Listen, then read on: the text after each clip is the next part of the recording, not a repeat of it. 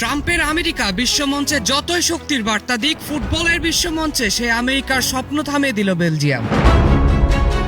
Charles D ক্যাটেলারের নামটা হয়তো অনেকেই মনে রাখবেন, কিন্তু এই ম্যাচের পর তাকে ভুলে থাকা কঠিন। 2 গোল 1 অ্যাসিস্ট একাই যেন ভেঙে দিল মার্কিনীদের বিশ্বকাপের সব স্বপ্ন।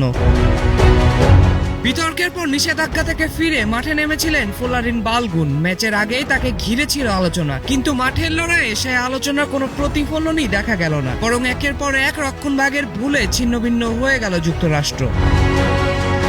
9 মিনিটে প্রথম আঘাত, 31 মিনিটে মালিক টিলম্যানের ফ্রি কিকে স্বাগতিকদের গ্যালারিতে ফিরেছিলেন আশার আলো, কিন্তু সেই উল্লাস টিকেছিল মাত্র 61 সেকেন্ড। আবারও ডি ক্যাটেলারের আঘাতে এগিয়ে যায় বেলজিয়াম।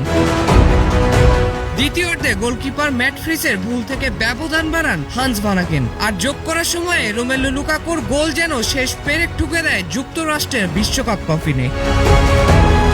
যুক্তরাষ্ট্র, মেক্সিকো, কানাডা 3 স্বাগতিকই বিদায় নিয়েছে শেষ 16 থেকে। শেষ 8-এ জায়গা করে নিয়েছে শুধু ইউরোপ, দক্ষিণ আমেরিকা আর আফ্রিকার প্রতিনিধিরা। রাজধানীতে নিজস্ব জমিতে আমরা গড়ে তুলছি আপনার সুখের আবাস, এডিসন রিয়েল এস্টেট। এখন দেখার বিষয়, শেষ বিশ্বকাপের লড়াইয়ে টিকে থাকার মিশনে কারা বেঁচে থাকেন। জুবাইর ইনাম, নিউজ 24।